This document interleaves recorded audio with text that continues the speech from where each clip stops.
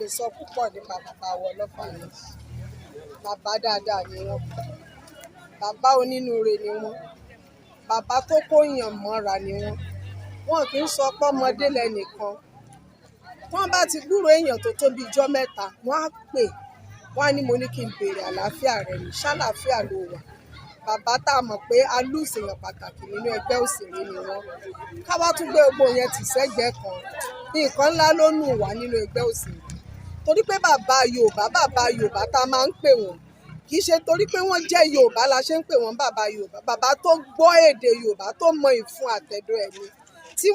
Tí wọ́n mọ àgbékalẹ̀ Yorùbá, wọ́n mọ sísọ ẹ̀, wọ́n mọ lílo ẹ̀, wọ́n mọ wúlò ẹ̀. Nǹkan pàtàkì ló nù wá nínú ẹgbẹ́ wa. Torí pé ta tún ni kò tún tí ì sírú wọn. Ìmọ̀ràn wo lẹ ní fún àwọn òṣèré tó ń bọ̀ lẹ́yìn yín? Tọ́ ìmọ̀ràn tá a ní fúnra wa náà ni pé kí gbogbo wa ó dúró tọlọ́run. Torí pé ilé ayé ọ̀nà rèé o.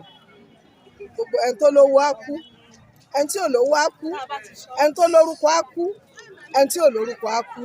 Kí gbogbo owó mọ̀ sáré mọ́tò kọlù kẹ̀kẹ́. Gbogbo ohun tọ́lọ́run bá ṣe fún wa ká láyọ̀ ọkàn pẹ̀lú ẹ̀.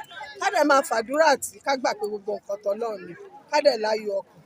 Ìmọ̀ràn tí mo ní fáwọn èèyàn wa tó ń bọ̀ lẹ́yìn mi. Orúkọ yín lẹ́ẹ̀kan sí. Orúkọ mi Ìyáàfin Olúwatóyìn Ọládìran tí gbogbo èèyàn mọ̀ sí Abẹni Agbọn.